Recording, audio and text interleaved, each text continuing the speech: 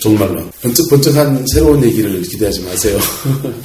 요한계시록이나 이런 부분들은 제가 다미 선교회 92년 이후로 대단히 충격을 좀 받았어요. 그래서 그때 이후로 종말론 연구를 별로 하지를 않았습니다. 그리고 제가 그 연구할 만큼 준비가 아직 덜 돼 있다고 생각해서 그것을 하지를 않았고, 최근에 들어서 이제 그런 도전들이 시대에서 너무나 많이 일어나고 있기 때문에 나도 좀 연구를 해봐야 되겠다라고 생각하는 중인데, 자료를 좀 모으고 있는 중이니까, 계시록 연구 이런 것들은 다른 분들, 이왕봉 목사님이나 이런 분들은 비교적 건전하잖아요. 그래서 그런 분들 통해서 이렇게 여러분들 것을 만드시면 좋겠고, 저는 신학적인 부분들을 이렇게 다뤄드리겠습니다. 종말론은 크게 개인적 종말론과 우주론적 종말론 나누는 방법. 개인의 종말. 내 개인이 주님 앞에 섭니까 안 섭니까? 죽잖아요, 그죠? 죽음을 통해서 종말을 맞이하는 것과 우주적 종말. 우주적 종말은 예수님의 재림을 통해서 이루어지는 우주적 종말, 이렇게 나누는 방법도 있고, 그 다음에 현재적 종말과 미래적 종말로 나누는 방법도 있다. 이건 들어봤습니까? 현재적 종말과 미래적 종말. 이 종말론에서 두 가지 큰 줄기입니다. 하나는 개인적 종말과 우주적 종말로 나누는 방법이 있고, 그 다음에 현재적 종말과 미래적 종말로 나누는 방법이 있습니다. 첫 번째, 개인적 종말. 1번, 육체의 죽음. 인간을 이해하면서 영과 육, 개혁교회가 이렇게 믿죠. 영혼육, 영성적인 사역을 하는 사람들은 또 영혼육이라는 사역, 이렇게 인간을 이렇게 이해하고 합니다. 그 다음에 전인이란 말은 인간 그 자체, 이런 뜻입니다. 영혼과 육체를 따로 뗄 수 있는 게 아니고, 눈에 보이는 것과 눈에 보이지 않는 것과 따로 뗄 수 있는 게 아니고, 그 인간 그 존재로서의 그 인간, 히브리적 관점은 이런 거라는 거죠. 이렇게 이해하든지 간에 죽음에 대한 이해 여부, 부활에 대한 이해 여부는 달라진다. 어떻게 이해하냐에 따라서 인간의 죽음, 부활 이해가 달라진다. 영과 육의 분리라는 영혼 불멸을 믿는 것이냐, 전인적인 죽음과 죽은 자의 부활이냐. 이건 지난번 강의 때 제가 다뤘죠, 그죠? 기억납니까? 네. 감사합니다. 영혼과 육체를 나눠서 영혼은 불멸하고, 영혼은 죽나요, 안 죽나요? 안 죽는다고 생각하는 것. 이건 헬라 철학입니다. 영혼은 안 죽는다고 생각해서 영혼은 안 죽고 육체는 죽었다. 그래서 영혼은 안 죽었으니까 어디로 가야 됩니까?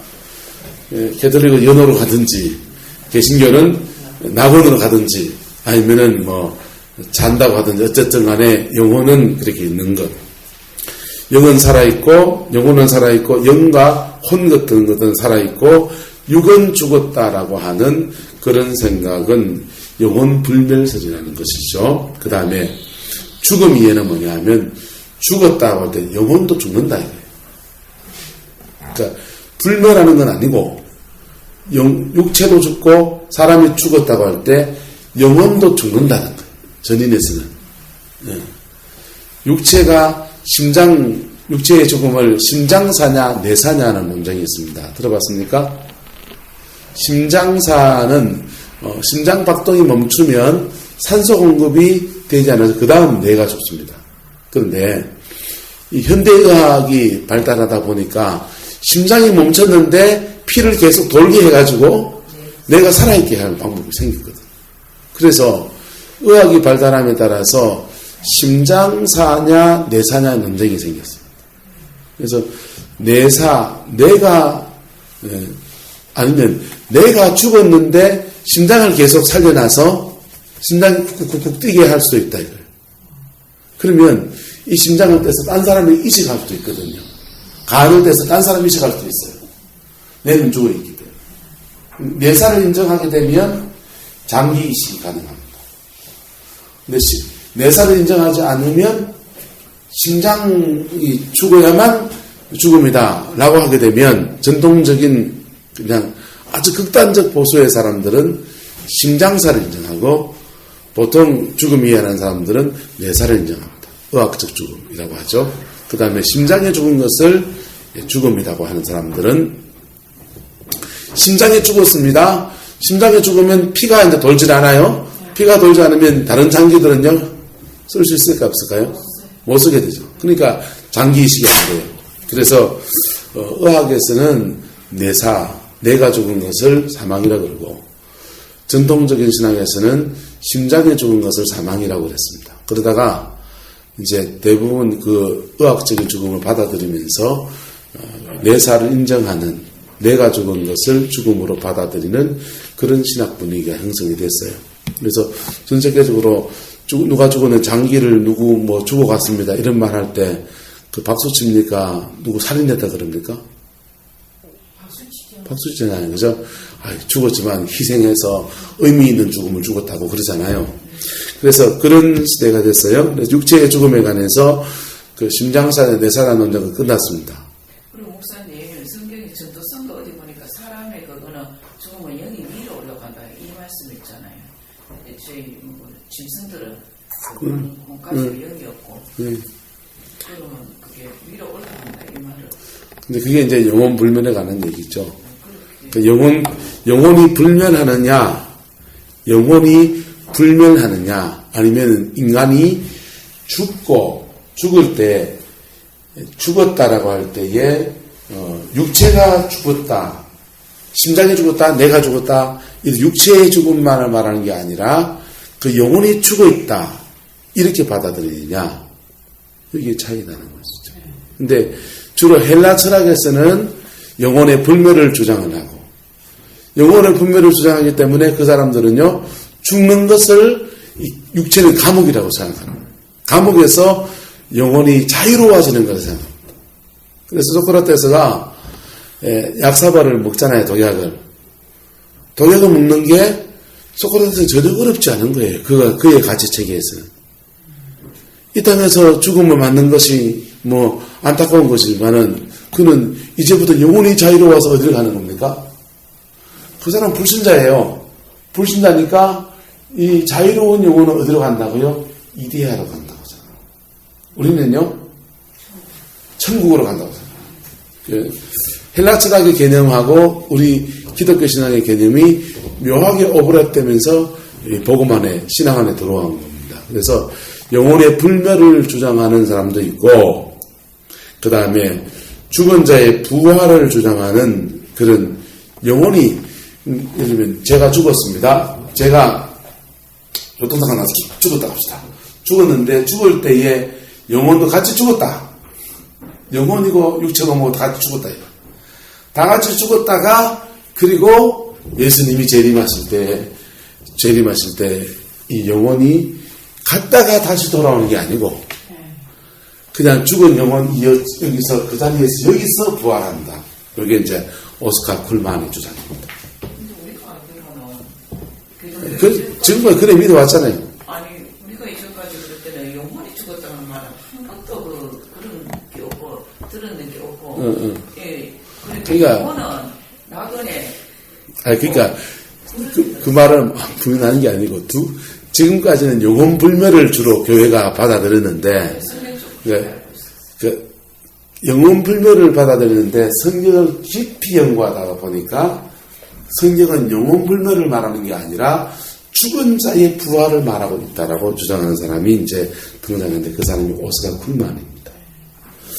그래서 이 오스카 쿨만의 주장을 받아들이게 되면 죽은 자의 영혼이 죽을 때 영혼도 죽었다 이거예요. 영혼도. 그러니까 제가 두 가지 기준을 다 말씀드리는 거예요. 그러면 우리 믿음의 성도 위에와 믿음의 성배들이 있잖아요. 그러니까 제가 지금 신학이니까 신학적 교대를 얘기해 드리는 거예요. 내가 뭘 주장한다는 말이 아니고 두 가지를 다 말씀을 드리는 거라고. 그러니까 영혼이 죽었다 그런 것도 성경적으로 있다는 거예요. 성경도 그거를 그 원전을 다 찾아가지고 논문이 아예 나와 있어요. 자, 그런데 사람이 죽을 때 영혼과 육체가 분리가 돼서 영혼이 하나님의 세계 낙원에 가 있다가 주님 품 안에 있다가 그 다음에 예수님 재림하실 때 주님과 함께 영혼이 같이 와서 내 육체가 어딨노 찾아가지고 부활해가지고 부활을 한다. 여기 이제 보통 우리가 믿어왔던 그런 죽음에 대한 이해잖아요. 그죠? 그런데 전인, 인간의 전인을 이해하는 사람들은 내가 이제 죽는단 말이에요. 죽는데 육체가 죽는 것은 아무것도 아니라는 거예요. 하나님의 죄에 대한 정령 죽으리라고 하는 것이 육체가 죽는 걸 말하는 게 아니라는 거죠. 육체가 문제가 아니고 그 인간 그가 죽는다는 거. 그래서 그는 죽는다고 할 때에 그의 전인격이 다 죽는다. 전인격으로. 다 죽었고 죽어 있는데 그것을 성경은 하나님 안에서는 마치 산자로 여겨지기 때문에 잔다고 말한다는 거예요. 잔다고 말하고 나는 여기 죽어있고 영혼이 저가 있는 게 아니고 저기 주님이 계신다고 생각하면 여기 주님은 여기 계시잖아요. 그죠? 부활하신 주님은 우리 재림 때에 찾아오신단 말이에요. 그래서 죽은 자들아 일어나라 그러면은 나가 이제 여기 있는 영혼이 죽은 영혼이 다시 육체와 함께 일어나서 이렇게 일어납니다. 이게 이제 전인의 죽음을 말하는 사람들의 그 부활 이론입니다. 그래서 이쪽 주장을 이제 오스카 쿨만은 죽은 자의 부활이라고 말했고, 그 다음에 앞에 전자의 주장을 영혼 불멸설이라고 말합니다. 자, 근데 이 영혼 불멸설은 교회가 2000년 동안 거의 이제 계속 그 서구세계권 안에서 헬라 철학권 안에서 복음이 전파되고 확산되어지다 보니까 영혼 불멸설의 교회가 계속 옷을 입혀서 지금까지 왔기 때문에 이것을 말하고 있지만은 실제로 성경의 원전을 조사해 보니까 구약 성경, 특히 구약의 이스라엘 백성의 죽음 이해를 보니까 죽은 자의 부활이 맞다. 이렇게 쿨만이 주장한 것입니다. 자, 이런 주장들이 있는데 그런 주장들이 고대 헬라의 철학자 플라톤이 소크라테스의 죽음에 대해 기술하면서 몸에 대해 이렇게 말했습니다. 우리 육체는 우리가 사는 한 우리의 영혼으로 하여금 자유로워질 수 없게 한다. 육체는 의복에 지나지 않는다. 우리가 사는 한 우리 영혼은 감옥 속에 갇혀 있다. 실로 죽음은 위대한 해방자이다. 죽음은 영혼을 육체의 감옥에서 풀어서 그의 영원한 집으로 되돌아가게 하기 때문이다. 오스카 콜만의 영혼 불멸의 죽은 자 부활의 논문 중에서 제가 발췌한 겁니다. 오스카 콜만은 영혼이 분리되는 죽음 이해는 헬라 철학의 영향이고 성경은 전인적인 죽음과 죽은 자의 부활을 주장한다는 것이다. 하지만 이는 중간기가 길다고 생각하기 때문에 문제가 되지만 시간이 하나님의 피조물이라는 것을 고려하면 큰 이견이 아니라고 본다. 무슨 말이 이해됩니까? 자, 보세요. 여기 초림. 이 재림이에요. 이 중간을 중간기라고 합니다. 중간기라고 합니다. 우리는 이 과정 여기 살고 있어요. 여기 살고 있다가 이 사람이 죽었습니다. 근데 이 사람은 자기 육체에 부활할 때까지 얼마큼 있습니까? 이렇게 시간 걸리죠. 그렇죠? 그래서 제수를 철임 때 죽은 베드로가 죽었으면요. 이 베드로는 재림 때까지 중간기가 2000년 넘게 걸린 아직도 안 오셨으니까 저는요 아마 저희의 중간기는 1000년까지 봐요. 거의 다 왔어요. 저의 중간기는 한 몇 년 안 맞아. 10년이라고 봅시다. 10년. 저의 중간기는 10년. 그 다음에 제 아들도 목회를 하는데 제 아들 놈의 중간기는요. 그놈도 죽을 거 아니에요. 살아서 맞이하든지 간에 그놈의 중간기는 앞으로 한 5년이라고 봅시다. 이러면 어떻게 됩니까? 우리는 이게 시간, 사람마다 중간기가 다를 수 있다, 똑같다? 달라지죠. 그런데 우리가 죽음 딱 하는 순간, 죽는 순간에 그는 하나님의 세계로 옮겨집니다. 그리고 시간이 뭐라고요? 피조물이에요. 이거는 양자물리학 등장하면서 이미 밝혀진 이야기입니다. 사람이 물체가 빛의 속도가 더 빨리 움직이면 시간을 거슬러 가요. 시간을 거슬러 가고 빛의 속도가 같아지면 시간이 정지해버립니다.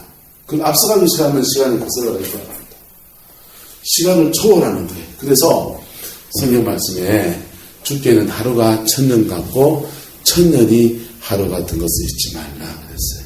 그래서 그러니까 그 토대는 영의 세계 토대로 말씀드린 거예요. 그렇죠? 예, 영의 세계에 들어가서 됐을 때, 영적 세계에 들어갔을 때, 우리의 시간으로 보니까 베드로는 50년 걸렸다더라, 나는 10년이다더라, 이렇게 시간의 의미가 있지만은 우리가 죽음을 딱 맞는 순간부터 해서 우리가 하나님의 시간으로 옮겨져 버립니다.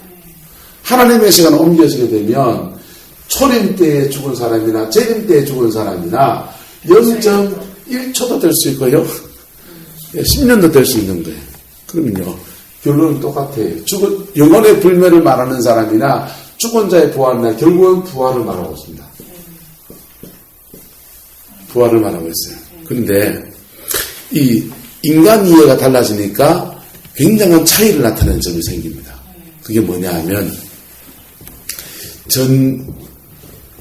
영혼의 불멸을 주장하는 쪽에서는 종말론 쪽의 문제가 아니고 또 다른 문제가 굉장히 중요한 문제로 등장하는데 영혼의 불멸을 주장하는 사람들은 항상 뭐가 더 중요하다고 생각합니까? 영혼이 중요하다.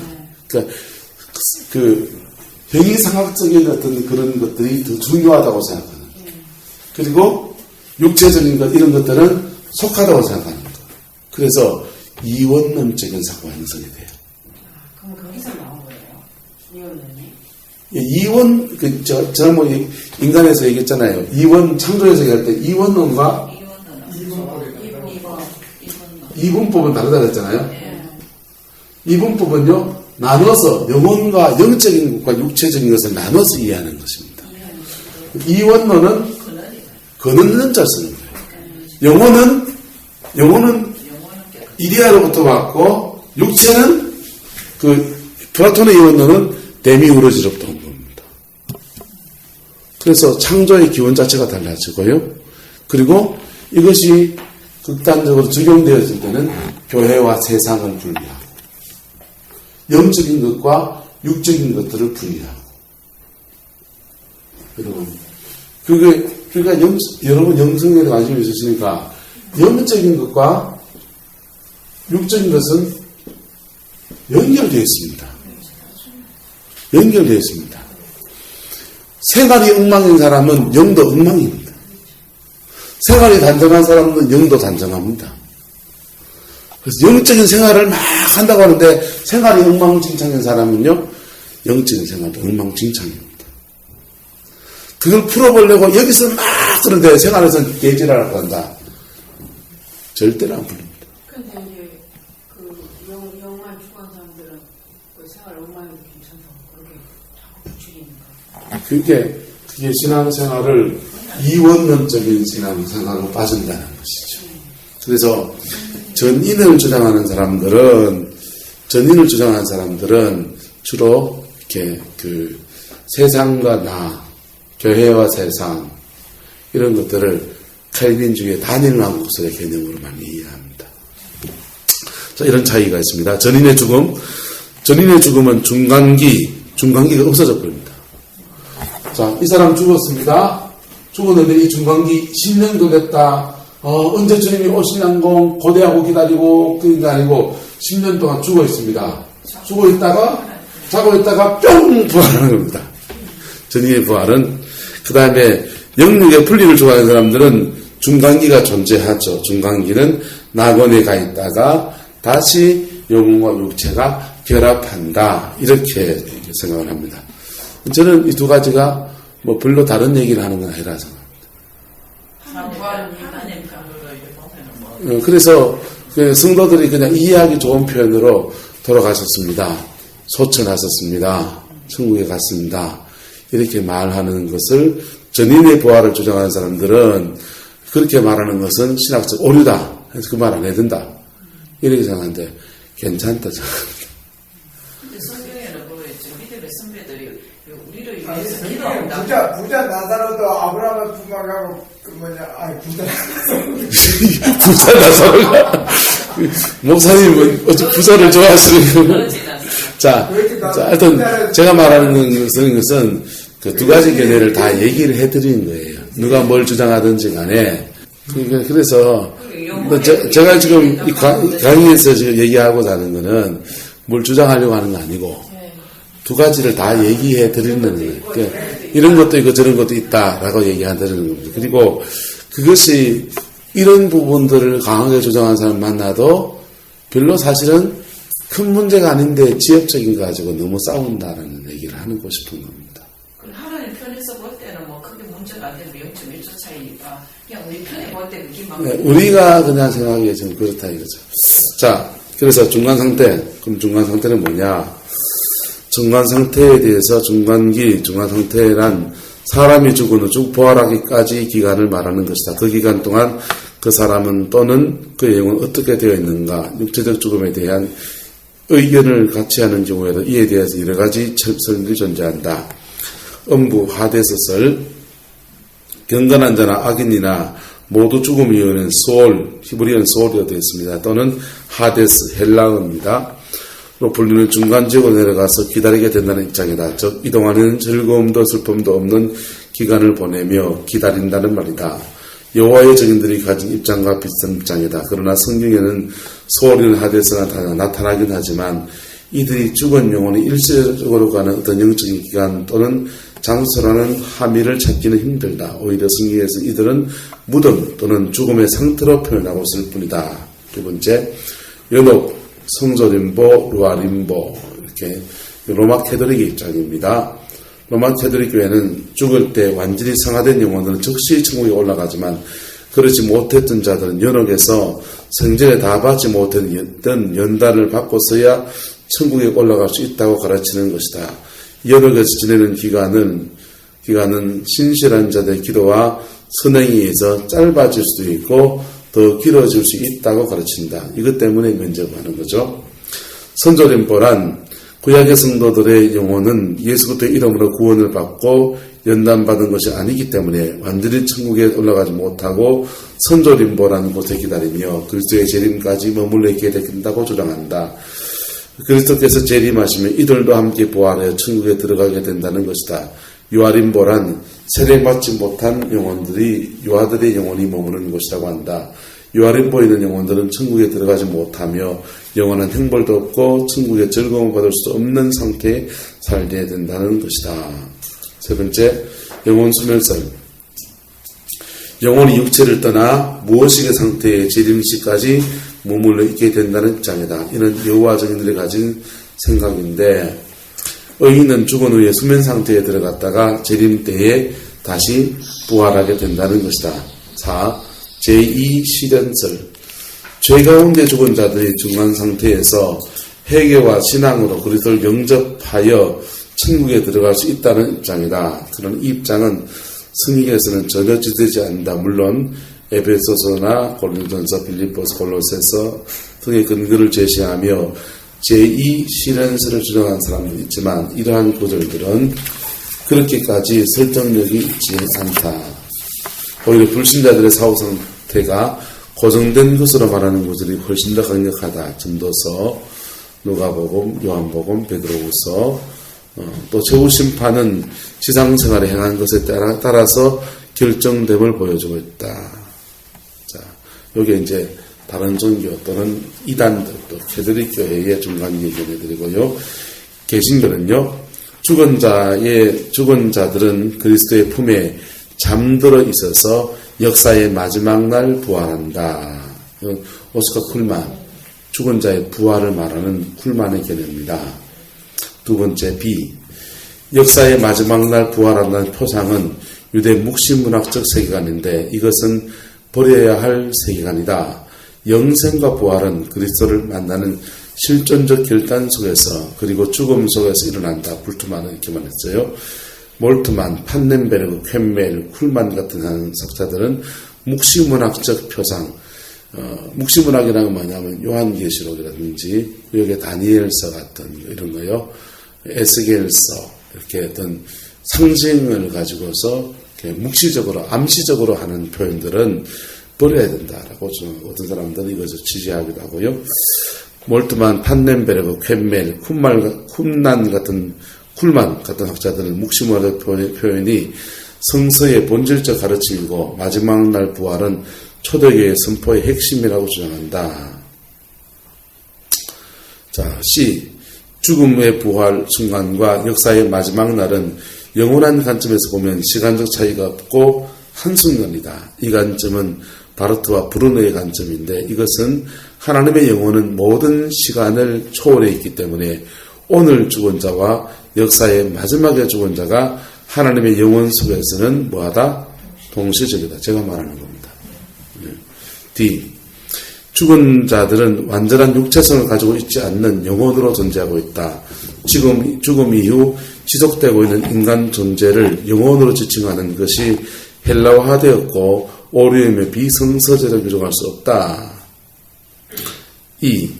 죽은 자들은 부활한 상태로 있으나 역사의 마지막 날 지상으로의 부활과 역사적 완성을 기다리고 있다. 죽은 자들은 그리스도와 함께 있으며 그들의 영혼은 부활체를 입고 있다. 그들은 천사 같은 존재며 하늘의 영광이 빛나는 흰옷을 입고 있다. 그러나 그들은 아직 지상으로 부활하지 않았다. 그들은 그리스도의 날을 기다리고 있으며 역사의 완성을 기다리고 있다. 왜냐하면 하늘에서의 구원은 땅 위에서의 구원의 완성과 합쳐져야 하고 하늘에 빛나는 하나님의 영광은 오랫동안 그 영광이 짓밟히고 최선의 이 땅에서 빛나야 한다. 이 둘이 합쳐지는 날이 역사의 완성이요 그리스도께서 만유를 회복시킬 날이다. F. 역사의 마지막 날 부활한다. 이 이론은 루트를 계승한 쿨만, 쾨멜 이 이론은 고린도서 15장, 데살로니가서 4장 등의 근거를 둔다. 죽은 자들이 잠들어 있다가 역사의 마지막 날에 부활한다는 이론은 초대교회가 마지막 날 그리스도의 오심의 모든 소망을 두고 기다렸다는 역사적 사실과 맥을 같이 한다. 여기서 문제는 죽은 자들이 역사의 마지막 날까지 의식 없이 잠들어 있다는 점이다. 자, 이 얘기입니다. 그래서 지금 개신교에서 주장하는, 우리가 개신교잖아요. 복음주의 교단에서 주장하는 중간기는 두 가지. 전인의 죽음을 말하는 사람들은 잠들어 있다가 여기서 부활, 완전히 죽었다가 완전히 부활한다. 이걸 주장하는 거고, 영혼 불멸을 말하는 사람들은 죽은 자가 영혼이, 육체는 죽었는데 영혼은 어디로 가 있다가 주님 품에 혹은 낙원에 있다가 그 다음에 육체와 만나서 부활하게 된다. 뭐 이런 얘기들이죠. 자, 그 다음 요게 이제 개인의 종말과 우주의 종말을 이렇게 연결해서 보는 우주적 종말은 예수 그리스도의 재림을 전제한다. 사실 재림이 없다고 주장하는 사람들도 있다. 그러나 성경에 입각하여 그리스도께서 재림하신다는 사실에 대해서는 더 이상의 이견이 있을 수 없다. 있으면 이견은요, 이단이죠. 우리는 다만 재림의 때와 그 이후에 어떠한 일이 일어날 것인가를 탐구할 뿐인 것이다. 그런데 성경에는 종말이라는 것은 단지 재림만을 의미 생각하는 것이 아니라 교회를 통해서 이 세상에 하나님 나라가 전파되어 나가는 것을 종말이라고 본다. 그러므로 우리는 이미 종말을 살고 있는 셈입니다. 이것을 현대적 종말이라고. 이건 좀 이따 다 다루겠습니다. 그리스도께서 재림하시기 전에 일어난 중요한 사건들이 언급된다. 이방인들의 부르심, 이스라엘의 회심, 즉 그리스도의 출현, 표적과 기사가 일어나는 등이 재림전에 일어날 것이라고 생각된다. 앞에서 말한 재림의 표적들이 나타난 이후에 그리스도께서 그 영광 가운데 오심으로 재림이 이루어질 것이다. 이 재림은 인격적으로, 형태적으로, 가시적으로, 돌발적으로 영광스러운 승리로서 이루어지게 될 것이다. 데살로니가서 5장 1절에서 6절에 보시면 형제들아 때와 시기에 대해서는 너희에게 쓸 것이 없으면 주의 날이 도적같이 이룰 줄을 너희 자신이 자세히 알미라. 그 다음 그 4절에 보시면요, 형제들아 너희는 어둠에 있지 아니하매 그날이 도적같이 너희에게 임하지 못하리니. 자, 본문에 보시면 2절에 쓸 것이 없으면 주의 날에 도적같이 임한다 할 때, 도적같이 이른다 할 때는 이 단어가 원전사를 잘 엘코마이라고 되어 있습니다. 엘코마이는 오다, 나타내다 라는 그냥 부정문도 긍정문도 아닌 그냥 온다 안 온다 이걸 말하는 그런 단어예요. 재림의 시기를 말합니다. 4절에 형제들아 너희는 어둠에 있지 아니하며 그날이 도적같이 너희에게 임하지 못하리니 라고 할 때, 여기서 말하는 도적같이 임한다라고 말에다가 부정문을 붙이는 단어는 카탈람바노 이렇게 되는데, 이것은 절대적으로 붙든다 이런 뜻이에요. 그래서 도적처럼 오지 않는다라는 도적의 성격을, 도적이 와서는요 도둑질하고 죽이고 멸망시키는 거잖아요. 도적은 시간적으로는 남들이 다 살 때 갑자기 오는 거고, 또 와서는 도둑질하고 그렇게 한다는 것이죠. 근데 두 번째 나오는 도적가치는 재림의 성격을 말해줍니다. 제가 장난친다고 아는 사람 등에 가서 이렇게 눈을 싹 가리고 누구게 이랬습니다. 누구게 이랬는데, 이 사람이 순자, 영자 뭐 하다가 목사님이네 이랬다고 합시다. 마찬데 이러는 거예요. 주님이 우리에게 오실 때 우리가 빛 가운데 있는 자녀들에게 오시는 주님의 역사는 바로 도적같이 임하지 않는다고 할 때는 깜짝 놀랄 파티처럼 우리에게 온다는 뜻입니다. 그런데 도적같이 온다라고 할 때는 시간적으로 도적같이 온다는 것입니다. 이것을 92년도 다미선교회의 이장님 목사는 해석하기를, 주님의 재림에 대해서 도적같이 오는데 깨어있는 사람은 그 시기를 안다라고 말한 거라. 요 구절 뽑아가지고. 시기를 안다 모른다요? 모른다.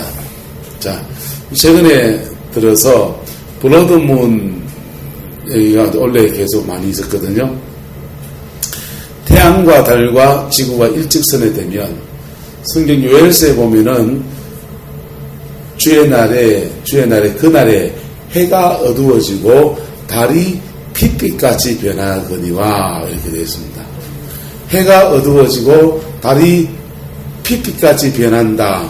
하늘에 일월 성신의 징조가 있겠고, 그래서 해가 핏빛같이 어두워지고 달이 핏빛같이 변하는 것이 그냥 성경을 많이 연구하는 사람이 천문학을 잘 모르니까 해가 어두워지고 달이 핏빛같이 변하는 그런 어두운 현상들, 핵전쟁이 일어나가지고 하늘이 새까매지는 건가, 먼지 재로 덮여서 그런 식으로 해석을 했다고요. 그런데 유대인 한 목사님이 그것을 연구하면서, 유대인들은 원력을 사용하거든요. 원력. 우리는 지금 달력이라고 하잖아요, 저걸요. 달력 아니에요, 저 태양력이지. 그러니까 태양의 주기를 따라서 기록된 날짜를 세는 법을 태양력이라고 하고, 달의 주기를 따라서 날짜를 세면 원력, 달력이라고 하는 거죠. 달력이라고 하면 안 되고 원래는 태양력이라고 해야 되는데, 한국 사람들은 달력이라는 말이 입에 익숙하니까 달력이라고 하고 있는 것이죠. 그러니까 유대인들은 진짜 지금도 원력을 사용한단 말이에요. 그리고 구약성경의 모든 절기는 다 원력이에요. 원력으로 되어 있는데, 이 원력으로 되어 있는 달력을 가지고, 유대력을 가지고서 날짜를 이렇게 보니까 묘한 현상이 생기는 거예요. 달과 지구와 달이 만월이 뜨는 데서부터 쪼가다 소생달이 되는 것까지가 한 텀을 도는 게 한 달이잖아요. 그렇게 도는 것들을 하다가 보니까 몇 년 단위로 태양과 달과 지구가 일직선에 딱 놓이는 해가 오는 거예요. 그게 무슨 해입니까? 계기일식이죠. 계기일식인데, 계기일식의 현상 가운데 한 가지가 해가 달에 가려서 새까맣게 되는 거예요. 그 다음에 새까맣게 가려지고 태양빛을 달빛이 받아가지고 지구에 뿜어낼 때 뻘겋게 되는 거예요. 그래서 백일식이 생길 때 현상이 햇빛은 낮은 새까매지고 밤에 뜨는 달은 붉은 달이 뜨게 되는 거예요. 그래서 그것은 이제 블러드문, 붉은 달이다, 붉은 달이 뜬다 라고 하는 책을 작년에 이렇게 원래 내가 나가지고 굉장히 센세이션이 됐죠. 그런데 그것을 성경은 요엘서도 주의 날에 그날에라고 했고 사도행전 2장에서도 그날에라는 말을 써서 해가 어두워지고 달이 핏빛까지 변한다고 했고 그 요한계시록에도 그 얘기가 나오고 신약에도 나오고 구약에도 나오는 얘기니까 예수님의 재림을 말하는 것이 아니냐라고 하는 겁니다. 근데 그게 원래 몇 번 있었고 내년에도 있는 걸로 알고 있고요. 그리고 25년 몇 년 동안 있는 걸로 알고 있고 이거는 이제 천문학이 축복 공부도 나와서 계산이 가능하잖아요. 이게 달과 지구의 주기가 한 선에 모이는 날이 언제냐 계산이 가능하거든요. 그러면 예수님의 재림의 때를 그걸로 계산할 수 있다고 생각하는 것이죠.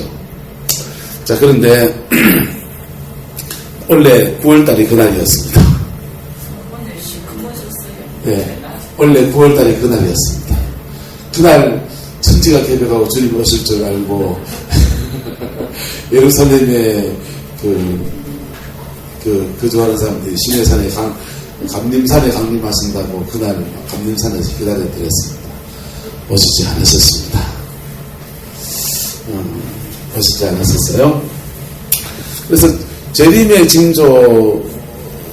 징조가 이런 것들. 그래서 그런 것들로 이제 예측을 해보려고 하는 수많은 시도들이 있었는데 대부분 지금까지는 다 실패로 들어가서 아직까지 오시지 않고 계십니다. 근데 성경의 목사님 이렇게 하나님이 심판을 하실 때는 막 소돔과 고모라 같이 돼가지고 굉장히 악이 막 굉장히 찼을 때 하나님이 심판을 하셨잖아요. 네네. 그러면 세상이 아직까지 그까지 그 악의 그 수준까지 와 가득 차기까지 그런 거는 그 재림의 징조에 관한 부분을 나온 김에 얘기를 좀 더 하죠. 재림의 징조에 관한 것들이 그 달이 핏빛같이 변한다라고 하는 달의 주기, 또 태양의 주기만 있는 게 아니고 처처의 기근과 지진이 있는 거, 또 전쟁이 있는 거. 자, 왜 그런가 하면 보세요. 예수님의 재림은 우리에게는 주님은 우리를 누구를 맞으실 때입니까? 신부로 맞으실 때입니다. 불신자들에게는요 심판으로 옵니다. 사단에게는요 지옥 가는 날입니다. 사단은 영원히 무적에 갇히는 날이에요. 그러니까 예수님의 재림이 오는 것을 사단은 방해해야 돼, 안 해야 돼요? 방해해야 되죠. 방해해야 되기 때문에 주님이 이 약속이 이루어지면 온다고 하는 것을 철옹성같이 막아서고 있습니다. 그 막을 수 있는 게 뭐냐면 땅끝까지 복음이 전파되고 있는 것을 막아서고 있습니다. 지금 땅끝이 어디냐? 예루살렘이에요. 지금 땅끝이 예루살렘입니다. 거기가 마지막 지점입니다. 그것을 시작해서 벌써요. 그런 의미도 되겠지만은 지금 복음이 마지막까지 안 들어가고 있는 지역이 바로 중동 땅이라는 얘기입니다. 중동 땅이 어디를 둘러싸고 지금 뺑막을 쏘고 있습니까? 예루살렘을 둘러싸고 이슬람이 포위를 딱 해가지고 막아서고 있습니다. 그래서 지금 기독교가 부흥하는 나라들 보세요. 남부 아프리카, 우리나라가 지금 전 세계에서 가장 큰 교회가 있다고 생각합니까? 착각하지 마세요. 가장 큰 교회는 남아프리카 공화국이 있습니다. 100만 명 모입니다. 남아프리카 공화국 라고스에 100만 명 모이는 교회 있습니다. 흑인 목사님이 목회하죠. 중남미 가면은 30만 명 모이는 교회가 우후죽순처럼 있습니다. 동남아에도요, 필리핀에도 둘로스 교회는 10,000명 모입니다. 10,000명. 인도네시아에도요, 오바로브 교회 목사님은요, 섬기는 교회가 여기도 10,000명이 넘어갔습니다. 그러니까, 전통적 기독교적, 유럽은 전통적 기독교적이잖아요. 근데 유럽은 지금 기독교 인구가 몇 명이 되냐? 2.5%. 기독교가 아니에요, 이제 유럽이요. 독일 같은 그 단일 루터교 산하에 있는 데가 제가 지난번 통계 봤을 때는 2.6%인가 아마 그러고 영국이 제일 낮더라고요. 영국이 3.6% 정도고 이슬람도 그만해요.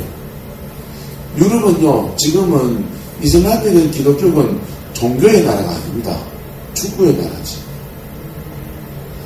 탈종교화됐단 말이에요. 우리나라 같이 이런 무당도 점집도 많은 이런 동네는 신비적인 걸 좋아하고 영적인 것을 좋아하고 종교적 성향이 강해서 불교에서 기독교로 갈아가고 기독교에서 천주교로 갈아가고 이러고 있지만은 유럽은 종교를 가지지 않는 거예요, 사람들이. 예. 네, 절에도 안 가고 교회도 안 가고 이슬람도 안 가고 텔레비 보고서 축구 보는 거예요. 네, 종교적인 생활을 하지 않고 현실 속에서 그냥 비종교화된 삶을 사는 그런 나라. 우리나라도 그런 거 많이 있잖아요. 우리나라는 무신론자죠, 그냥. 지금 유럽 같은 데는 지금 무신론자들의 나라입니다. 그리고 가치나 체계는 기독교적 가치가 서구 문화에 뿌리를 내렸기 때문에 문화적으로는 크리스찬 문화, 기독교를 지나온 문화로 이렇게 서 있어서 인권이라든지 정치라든지 경제라든지 이런 것들은 시스템은 그 기독교 문화가 준 혜택을 누리고 있지만은 종교적으로는 이슬람이 막 득세하고 있다. 이슬람이 득세하는 거 맞아요. 근데 이슬람이 강력하게 득세한 건 아니고 이슬람도 그냥 별로 볼일 없는 종교입니다. 유럽에서는. 기독교도 별로 볼일 없는 종교고 종교 자체를 별로 거절하는 그런 문화가 영국이나 프랑스나 독일 같은 데 지금 팽배해 있고요. 그리고 지금 비서구권 아프리카나 아시아나 남미 쪽은 굉장한 부흥들이 나오고 있습니다. 부흥들이 나오고 있는데 남미에서 아프리카에서 일어난 부흥의 불이 예루살렘으로 뚫고 올라가는 과정에서 어디에 걸리냐면 이집트에 걸려요. 이집트까지 와 있어요. 이집트를 넘어서면 중동으로 넘어가거든요. 이집트에 턱 걸려가지고 여기서 흑흑거리고 있습니다. 여기서 이집트를 기점으로 해서 이슬람하고 기독교하고 대척점을 이루면서 밀고 당기고 하고 있습니다. 동남아에서 인도네시아는 전통적으로는 무슬림 국가입니다. 무슬림 국가인데 인도네시아 안에 크리스찬 비율이 몇 편 정도 되냐면요. 한 15% 정도 됩니다. 근데 인도네시아는 종교의 나라거든. 인도는 힌두교고 차라리 종교의 나라에는 종교성이 있어서 종교성 중에서 기독교가 가장 많이 뚫고 들어가는 종교성의 나라는 어떤 나라냐면 잡종교. 아프리카는 잡신이잖아요. 그건 박살내고 들어갔습니다. 고등종교가 있는 데는 잘 못 들어가요. 기독교가. 왜냐하면 잡종교, 미신종교들은 윤리가 없단 말이에요. 윤리가 없고 교리적 체계가 안 잡혀져 있으니까 복음을 가지고 딱 때리면은 이게 깨져버립니다. 그래서 스펀지처럼 기독교를 개종해버려요. 그런데 이슬람 같은 데는 그 나름의 윤리가 있나 없나요? 그 나름의 윤리가 있죠. 불교는 그 나름의 윤리가 있나 없나요? 있잖아요. 그 나름의 윤리가 있고 그 나름의 그 종교를 통해서 사회 전체가 안정된 구도를 이루는 데서는 복음이 굉장히 부딪히면서 잘 전파가 되지 않습니다. 그런데 그게 이제 이슬람적이고 불교적인데요. 태국이나 이슬람 전 세계에서 선교사가 들어가서 가장 박해를 안 겪은 나라가 태국입니다. 태국인데 선교사들이 지쳐서 나와버려요. 왜? 아무리 지내도 변화가 없거든요. 아무리 지내도 개종자를 못 얻으니까 그냥 포기하고 나오는 데였어요. 그런데 이런데 태국에 지금 복음이 들어가서 만 단위의 교회가 서요. 어떤 복음이 들어간지 압니까? 어떤 복음이 들어가냐? 카리스마틱과 복음주의가 같이 들어가는 복음. 카리스마틱, 성령의 능력과 영적인 권능 사역과 축사와 치유 사역이라고 하는 영적인 권세 사역과 십자가의 피 뿌린 도를 전하는 복음이 함께 뚫고 들어가니까 태국이 깨져버려요. 그래서 태국의 불교 국가에 만단위의 교회가 들어서고 있어요. 이 동남아 쪽에 지금 부흥의 불이 확 번지고 있습니다. 베트남, 라오스, 캄보디아 이런 데 선교사들이 다 들어갈 수 있고요. 복음을 전하고 그리고 자생적 교회들이 막 일어서고 있어요. 이쪽 동남아 쪽에 있는 부흥의 불이 넘어 들어가려면 어디에 걸리? 인도에 걸립니다. 힌두이즘에 딱 걸려가지고 네팔 넘어가면 이제부터는 이제 그로 넘어가거든요. 중동으로 넘어가거든요. 인도도 남부 지역, 인도 남부 지역에서 남부 지역은 해변가였기 때문에 선교사가 일찍 들어갔습니다. 인도도 4계층이잖아요. 브라만, 카스트 뭐 있잖아요. 그죠? 카스트 제도 안에서 4계층 중에서 가장 하층민들은 복음을 많이 받아들였습니다. 복음을 많이 받아들였는데 복음을 받은 사람 주로 남쪽에 있습니다. 남쪽 사람들이 북쪽으로 복음을 전하러 가야 되는데 이 북쪽으로 가면 갈수록 힌두이즘이 세집니다. 근데 전 세계에서 지금 복음에 들어가지 못하는 강력한 권세를 행한 데가 불교권, 힌두권, 그 다음에 이슬람권, 공산권은 무너져 버렸으니까 세 개의 종교권이 복음을 이렇게 들어가는 걸 방해하고 막아서고 있는데 이것이 막아서고 있는 이 지역들이 묘하게도 예루살렘 방향 안에 있는 거예요. 특별히 이슬람. 유럽에서 복음을 받은 사람들이 들어가려면 터키가 턱 막고 있습니다. 아프리카에서 올라오는 복음은 이집트에 턱 막혀 있고요. 중국에서 복음을 들고서 예루살렘에까지 가는 행전은 신장 위구르 이슬람에 턱 막혀 있습니다. 이렇게 되어 있어요. 그래서 주님의 재림의 징조들에 대해서 여러 가지 것들을 우리가 생각을 해야 되는데 주님은 땅끝까지 복음이 전파되면 온다. 모든 민족에게 복음이 전파되면 그제야 끝이 오리라 그랬으니까 복음이 땅끝까지 전파되는 것과 그 다음에 하늘에 징조가 있는 것과 그 다음에 이 땅에 기근과 지진과 여러 가지 것들이 있는 것들 여러 가지 것들이 일어나는데 이 속에서 주님이 재림을 하신 동기와 원수가 반향을 일으키는 것들과 함께 봐야 돼요. 성도를 하나님이 재림의 때에 신부로 단장을 하려고 하니까 연단이 오는 거예요. 성도는요. 신부로 단장을 하려고 하니까 죄된 것을 끌어내고 정결한 신부로 단장을 하려고 하니까 초대교회 때와 같은 연단이 마지막 때에 옵니다. 그래서 배교가 일어난다는 거예요. 근데 사단은요, 종말이 오면은 자기는 무적에게 처박히게 되니까 그것을 발악하려고 하늘에서 내쫓겨서 성도를 비판하거든. 마귀는 그렇고. 주님은 그런 속에서라도 끝까지 자기 백성들을 구원하려고 하니까 땅 끝까지 복음이 전파돼야 내가 오겠다라고 하시는 거고. 그리고 특별히 자기 백성, 이스라엘 백성들을 이방인의 때가 하기까지 버려두었는데 그들을 회복시킨 역사가 일어나야 되니까 마지막 때의 복음은 예루살렘에 향해 가는 거고. 이 여러 가지가 맞물려서 필요 충분 조건 전체가 이루어져 갈 때에 예수님의 재림이 오는 거죠. 그래서 벌러드문 하나 가지고 지난 9월달에 난리를 치다가 제가 아는 사모님은 이스라엘에 3개월 들어가 살았습니다. 지금 오셨는지 모르겠어요. 근데 그분이 이스라엘에 들어가 그냥 3개월 들어가 계신다라고 왜 들어가 계신지 말씀을 안 했는데 가만히 내가 오늘 생각해보니까 9월달 무슨 말인지 됩니까? 한 달도 보니까 갔다 나오네. 돈 많이 들어서 모르겠습니다. 덥고.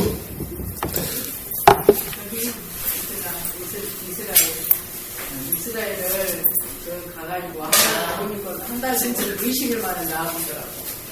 자, 그래서 그런 징조들을 연구하는 것도 중요한데 그 징조들을 통해서 주님이 정말 원하시는 뜻을 찾아야 된다는 것. 징조보다 더 중요한 것이 뭡니까? 주님의 뜻이에요.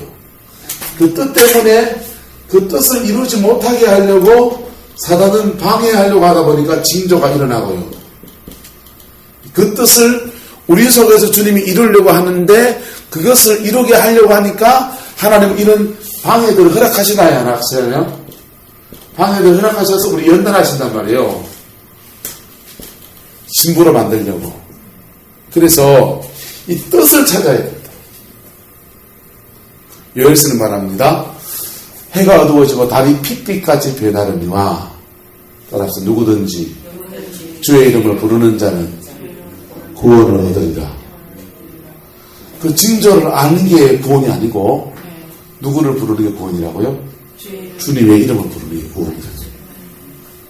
그러니까 종말론을 저는 아직 연구를 아직 다 안 해가지고 저는 자세히는 모르지만은 제가 확실하게 확고하게 믿고 있는 바는 뭐냐면 그 백날 연구해봐도 소용없다. 그러니까 각각 다르니까. 그것은 다 징조를 연구하는 겁니다. 내가 예수님. 징조를 연구하는 거고 진짜 징조보다 더 중요한 것은 징조를 통해서 주님이 오실 때가 가까워지는 깨닫고 그 뜻을 찾는 겁니다. 그 뜻을 찾고 그 뜻을 이루어가는 삶을 살면 징조가 이리 가든지 저리 가든지 해석이 다르든지 뭐하든지 관계없이 그 뜻 안에서 우리를 구원하시는 도적같이 오지 아니하려고 하는 이 말씀의 역사는 그냥 이루어지는 겁니다. 개인적인 종말을 준비하는 거나 우주적인 종말을 준비하는 거나 전천전선을 믿거나 후천전선을 믿거나 무천전선을 믿거나 하는 신앙생활 준비하는 건 똑같습니다. 그건 다 징조와 교리에 가는 것들이고 우리 이 땅 가운데서 그 뜻을 이루어가는 것은 똑같습니다. 그 뜻은 뭐냐? 그 뜻은 크게 저는 세 가지를 놓고 봅니다. 첫 번째는 우리가 신부되는 겁니다. 신부되는 것. 두 번째는요, 이스라엘의 회복입니다. 이스라엘의 회복입니다. 셋째는 땅끝까지 복음을 전파되는 겁니다. 주님의 재림 앞에서 우리가 주님이 재림을 통해서 우리에게 원하시는 뜻은 저는 세 가지로 봅니다.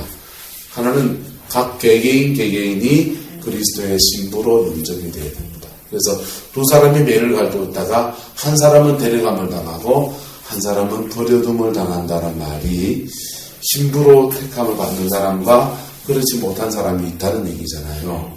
열처를 위해서 밀어난 다섯은 들어가지 못하고 다섯은 들어가는 것이 영접을 받는 사람이 있고 못 받는 사람이 있다는 얘기잖아요. 누가 영접받습니까? 신부죠. 신부. 두 번째, 이스라엘의 회복입니다. 이방인의 때가 차기까지 복음이 이방인들 허용되고 유대인으로 완악해졌는데 주님이 마지막 때에 이르기 전에 자기 백성을 회복시키는 역사가 일어납니다. 그래서 이스라엘의 회복입니다. 세 번째, 모든 민족에게 복음이 전파되니 그제야 끝이 오리라 그랬습니다. 그래서 땅끝까지 복음을 전해야 되는 지금 복음이 들어가지 않은 이슬람 지역, 우즈베키스탄, 카자흐스탄, 키르기스탄, 시리아, 이집트, 그 다음에 이라크, 사우디아라비아, 예멘, 이런 중동 지역에 있는 나라들, 그 다음에 동남아에 있는 아직도 복음의 소롱서 같은 인도, 그 다음에 불교의 나라 태국, 라오스, 캄보디아, 중국 이런 나라들의 복음을 전하는 것. 이 세 가지를 이루어가면서 이 징조를 연구하는 것은요. 이것을 충실하면서 이것을 징조를 살피는 것은요. 이것을 이루어가는데 도전을 더 받는 것입니다. 그런데 이거는 안 하고 요것만 찾는 사람들은요. 우상숭배입니다. 아기를 낳았으면 아기를 이렇게 베이비슈트 요람에 놓을 수 있습니다. 요람이 중요합니까? 아가 중요합니까? 아가 중요하죠. 아가 있기 때문에 요람이 있는 것이죠. 그래서 징조를 연구해서 브러드문을 연구하든지 첫째 기근이 얼마나 났는지 정확한 통계를 만들어 보든지 지진이 얼마나 났는지 뭐 이런 것들은 의미가 있을 수 있죠. 그런 거 연구하는 데만 중점을 두고 내가 신부가 되는 데 관심이 없으면요. 헛방입니다. 포항에서 집회를 하는데 어떤 전사님이 와서 전단지를 막 뿌려요. 뭔가 좀 봤더니 666 대리집이라 받지 말라고 그거 전단지 뿌리더라고요. 그 전단지를 이제 보면서 그래서 누구시냐고 전사네요. 어느 교회 전사냐고 그러니까 자기는 교회는 안 다니는데 교회도 안 되는데 무슨 전사냐고, 신학교 왜 나왔냐고 그랬어요. 자기는 오늘 교회 다녔는데 지금은 교회를 안 다니는데, 그리고 이걸 전하는 게 더 중요하기 때문에 주일날 교회 출석 안 하고 이거 돌아다니고 그런다. 그럼 이걸 믿냐 이랬어요. 베리칩을 믿냐? 난 안 믿는다. 난 안 믿는다. 당신이 믿냐 이랬어요. 그 베리칩 666이라고 철저까지 믿는데 그러냐고. 나는 그거 안 믿는다. 공부 좀 더 해봤으면 좋겠다. 좀 더 연구해봤으면 좋겠다. 그런 얘기야. 그리고 그건 그렇더라서 주일날 교회를 출석을 해야지. 그랬다고. 그러니까 이분이 막 혈기를 내고 화를 내면서 막 그러는 거예요. 내가 이래저래 얘기하서 옆에 있던 여자 목사님이 이명선 목사님이라고, 이분이 이제 전하님 이게 맞는지 안 맞는지 모르겠지만은 전사님 마음에 지금 평강이 없는데, 평강이 없는데 전사님이 그리스도의 신분이야. 이게 명답입니다. 베리칩이 666이지 아닌지 저는 아니라고 생각하는데, 막 기다려 칩시다. 베리칩이 666이 믿는다고 해서 그 사람 구원받습니까? 아니죠. 예수 그리스도 믿어야지. 옛날에 카드 갖고도 막 그때 막 666표라고 했었어. 그러니까 지금 주객이 전도되어 있단 말이에요. 신앙의 본질이. 우리가 구원을 받는 것은 초대교회 때나 마지막 때나 구원은 똑같습니다. 피 묻은 십자가입니다. 저는 그래 믿습니다. 저는 개인적으로 로마서가 추구하는 거나 요한계시록이 추구하는 건 똑같다고 생각합니다. 요한계시록은 묵시로운 적 관점에서 좀 비밀스럽게 풀었고, 요한계시록은 드러난 복음으로 펼쳐놨는데, 요한계시록을 통해서 성도들에게 도전하는 말씀이나 로마서를 가지고 성경을 도전하는, 주님께서 도전하는 말씀이나 똑같다. 이겁니다. 신부. 개인적으로는 그리스도의 신부되기. 그 다음에 미션을 전해서 이스라엘 회복, 땅끝까지 복음을 전하는 것. 세상에 하나 더 한다면 세상에 빛되는 것. 저는 이거라고 생각합니다. 이게 그리스도인으로서 준비된. 베드로 사도는 정확하게 말합니다. 본다랄까 그날이 가까움을 볼수록 더욱 버러더문을 연구하자. 그게 아니겠습니까? 더욱 사랑하자 이랬습니다. 그러니까 베드로 사도가 그날이 가까움을 볼수록 더욱 뭐하자? 사랑하자. 그게 이거 한마디에 다 포함된다. 더욱 사랑하자. 그게 마지막 때를 살아가는 성도들의 지혜라고 생각합니다. 자, 부활이 실제로 일어날 것인가의 문제에도 전통적 입장에는 결코 의심하지 않는다.